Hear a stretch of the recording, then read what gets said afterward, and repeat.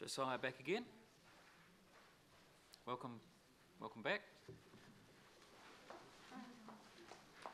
Thank you again for making time to be with us. You know from your previous submission the process. Got about 15 minutes and it's over to you. Oh, whawhatautele lava, Mr. Chair.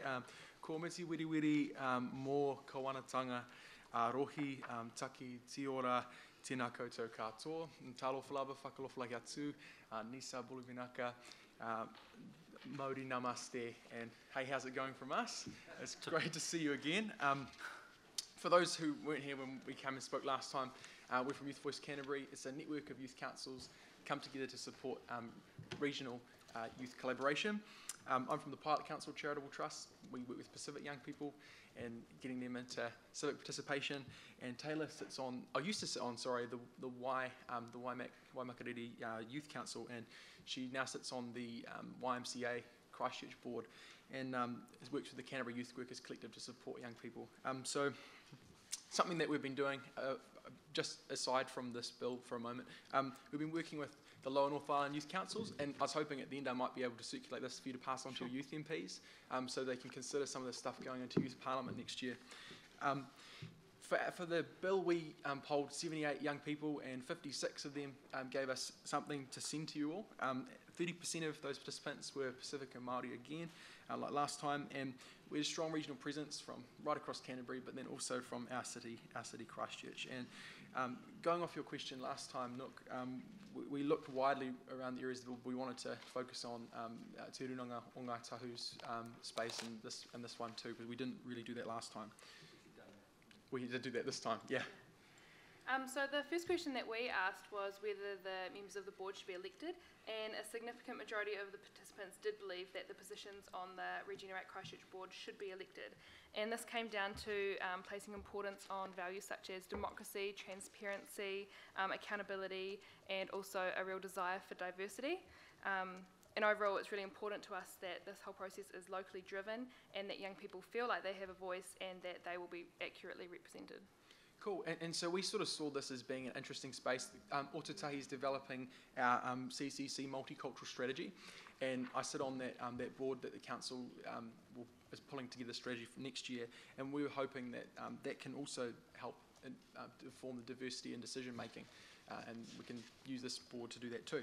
And then we talked about whether the minister or the ChCh should have more seats, and young people said, again, local decision making is their preference, that there was a perceived lack of accountability, and they're not satisfied that local leadership being given back in 2019 is early enough. And wherever we can make it quicker, that's better. In terms of decision makers having lots of power, not having a check to the courts or other process to get some sort of limiting of governmental power, they thought it was dangerous, and wherever possible we should minimise that. Yeah.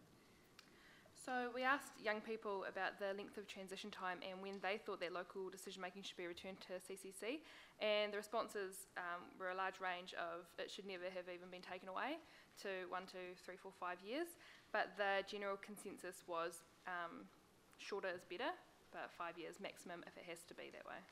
Cool, and we all know what they said about Ngāi Tahu's representation, but that should be from the Runanga. Government doesn't need to work in consultation with them. They have the ability and they are fully capable of deciding for themselves how they want to be self-determined on that board. Yeah. So youth voice is really important to us, and so we asked young people whether there should be a part of the greater Christchurch Regeneration Bill that supports youth voice on the Regenerate Christchurch board. It is important to give youth an authentic voice to express their wants, their needs and their hopes for the future of Christchurch, and this voice needs to be encouraged to grow, and it needs to be heard by the entire community. Cool, and so pretty much all we're saying is who is the newest, most freshest, innovative ideas? We do. That's us. So let's have active places to share. Lastly, just to go over our recommendations, we've got so newest, freshest, and most coordinated. Yeah. So sorry, just jumped ahead. Our survey did show clear support to have a youth position on the Regenerate Christchurch board. the young people we surveyed wants that to happen, we want that to happen. And there was also support for Regenerate Christchurch to establish or link into already existing youth advisory groups as a way for young people to have input into what's going on. Young people are the future of the city. The decisions made today will affect us long term, and that is why young people having input into the Regenerate Christchurch board is an important issue. So you've heard what we've had to say, but just to summarise one or two of the points again, that the key one, that there's lots of diversity on the Regeneration Christchurch board, and if that could be written into the bill, that'd be great. So talking ethnic, gender, place in Christchurch, occupation and age, and that Ngāi Tahu can represent themselves, and that the bill hasn't mandated or looks at having a youth voice in there somewhere. Thank you very much. Cool. Paul Foster-Bell's got a question. Kia ora ana, whakalofalahi atu, talofa lava, malo LLA, and g'day. My question to the most exuberant submitters that we've had today actually comes to what you've said about Ngāi Tahu representation, and it has been mooted now that there's a possibility, perhaps, that the committee might recommend an increase to 2 representatives from the Runanga. Is that something that you think young people would be generally supportive of?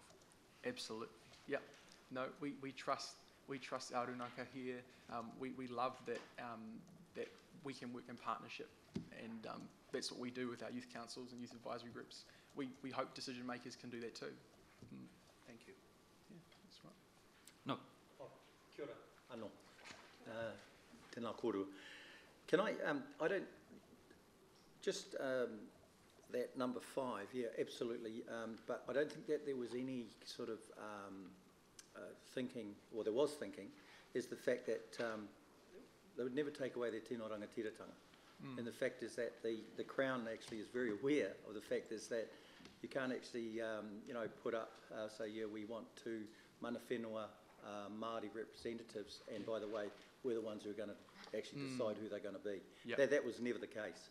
It was more around, reflection of the true partnership. But thank you for going back, particularly after the last time you submitted, and that was my question. So it's really healthy, to get a really good consensus that, just like you've done, across the ethnicities, and not just Māori, but right across the board. So kia ora to you. Thank you. Eugenie. Thank you again for the submission. You make the point that the select committee should allow submissions through Facebook. Can you expand on that a bit? Was that just suggested by some of your members, or is it this whole process is quite formal? And I think it's a bit of both. The messaging on Facebook is so easy. I messaged Kelly before just to check something, and she could reply instantly. The fact that Facebook is, so you scroll through and you can see stuff come up, and you just flick a quick message or type in a response. It doesn't mean you have to go to the Parliament website. You don't have to it doesn't have to be deliberate. It can just be something organic. It could just be unthinking. Yeah, it can. And there are ways. And there are ways to put forms on Facebook pages and that sort of stuff. Just so that the whole process can be made more youth friendly and I guess user friendly as well. But we love that you guys have a Facebook page. We were the first. We've been telling the local government here to do it too. We are a select committee living on the edge, I tell you. And so anyone in the room who hasn't liked the local government and environment select committee Facebook page, do so now. David. You haven't liked it? I haven't liked it. Oh, that's Māori Affairs are going online very shortly as well, the Facebook page. Cool. Yeah, just following the leaders. No, we waited. I don't think you don't do Facebook, do you, David? Okay, are there any other questions?